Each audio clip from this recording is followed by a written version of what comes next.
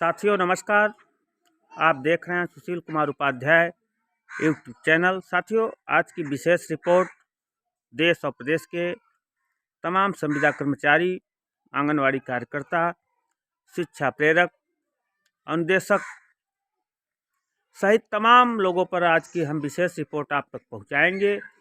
क्या जानकारी आ रही है विभिन्न राज्यों से, देश के विभिन्न प्रांतों से। शिक्षा प्रेरकों का बकाया मानदेय उत्तर प्रदेश में कब मिलेगा? अनौपचारिक अनुदेशकों, पर्यवेक्षकों का बहाली सरकार कब करेगी? किन राज्यों में संविदा कर्मचारियों को बड़ी सौगात सरकार देने जा रही है? इन तमाम बातों पर हम परिचर्चा करेंगे। तो साथियों, इस वीडियो पर आप लोग बने रहें। साथियों, जैसा लाइव स्क्रीन पर देख रहे हैं, लगातार पूरे देश में तमाम संविदा कर्मचारी अपने हक की आवाज़ बुलंद कर रहे हैं, लेकिन तमाम प्रयास के बाद अभी तक किसी भी राज्य में साक्षरता कर्मचारियों की बहाली नहीं हुई है।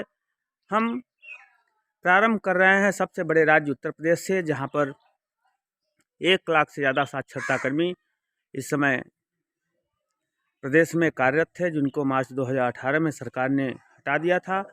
उनका औसत मानदेय 40 से 45 माह का अभी तक नहीं मिल पाया है, जिसको लेकर लगातार संघर्ष की खबरें आ रही थी। जैसे ही लोग संघर्ष करते थे, सरकार की तरफ से केवल एक पत्र जारी कर दिया जाता था और बताया जाता था कि अभी आपका सत्यापन कार्य पूर्ण नहीं हुआ है, जिसके चलते आपका बकाया मानदेय देने में सरकार को दिक्कत हो रही है।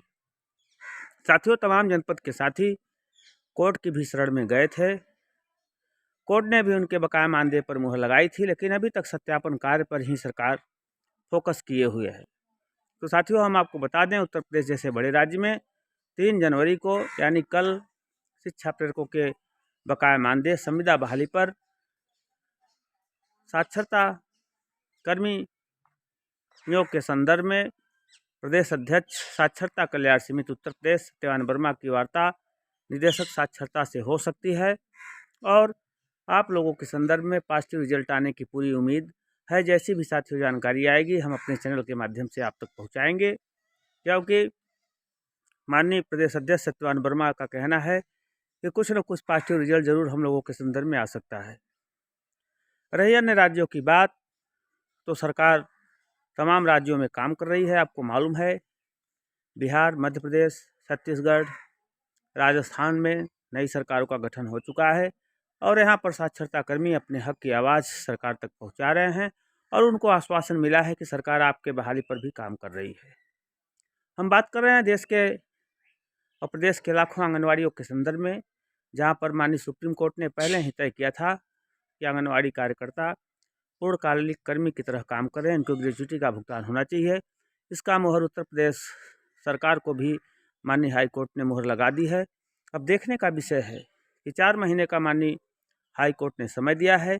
अब आंगनवाड़ी कार्यकर्ताओं को ग्रेच्युटी की राशि कितनी और कितनी संख्या में लोगों को मिलेगा, सरकार क्या नियमावली लेकर आती है। 4 महीने का जो लॉक पीरियड है समाप्त होने के बाद उस संदर्भ में यदि कोई जानकारी साथियों आएगी तो हम आप तक पहुंचाएंगे। साथियों, जहां तक संविदा कर्मचारियों की बात है, तो संविदा कर्मचारियों के संदर्भ में सरकार लगातार काम कर रही है। उत्तर प्रदेश में तमाम संविदा कर्मचारियों की सरकार ने सूची मांगी है। कितने संविदा कर्मचारी कितने वर्षों से काम कर रहे हैं, क्या मानदेय है, इनको किस विभाग में समायोजित किया जा सकता है, तमाम बातों का रिपोर्ट शासन स्तर से मांगा गया है। और रही बिहार में संविदा कर्मचारियों को सरकार रेगुलर करने जा रही है, जो 5 साल की सेवा पूर्ण किए हैं। तो लगातार साथियों लोगों का संघर्ष जारी है। हम उत्तर प्रदेश के हजारों की संख्या में बचे हुए अनौपचारिक अनुदेशक परीक्षकों के संदर्भ में आपको बताते हैं कि हाई कोर्ट की सिंगल बेंच ने कई रीटों में सरकार को इनके समायोजन का आदेश दिया है और जो इनका 20 साल का कार्यकाल था, इसका भी मानदेय देने की बात कही है, लेकिन सरकार डबल बेंच में पहुंच चुकी है। लगातार डबल बेंच में केवल डेट पे डेट लग रहा है। जब तक बालिंदर राय बनाम उत्तर प्रदेश सरकार के केस का फाइनलाइजेशन नहीं होता है, तब तक साथियों समायोजन का रास्ता आपका साफ नहीं होगा।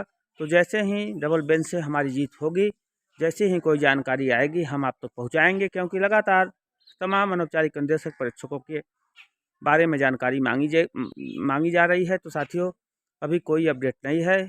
हम लगातार आपके कमेंट पर नज़र बनाए रहते हैं और आपके कमेंट का उत्तर वीडियो के माध्यम से आप तक पहुंचाने का काम हम करते हैं। तो साथियों, कुल मिला के इस समय पूरा देश और प्रदेश भीषण ठंड की चपेट में है। जैसा कि हमारी स्क्रीन पर देख रहे हैं, चारों तरफ घना कोहरा। पारा इस समय उत्तर प्रदेश के मिर्ज़ापुर जनपद में 6 डिग्री सेल्सियस के आसपास है। लोग घरों में कैद हैं, लेकिन इसके बाद भी हज़ारों की संख्या में जो निष्कासित कर्मचारी हैं, बेरोजगार हैं, सरकार से लड़ने का काम कर रहे हैं। 26 जनवरी तक मिर्ज़ापुर में धारा 144 लगा दिया गया है, लेकिन उसके बावजूद भी लोग अपने हक की लड़ाई के लिए प्रयास कर रहे हैं। तो साथियों, धैर्य के साथ संघर्ष जारी है।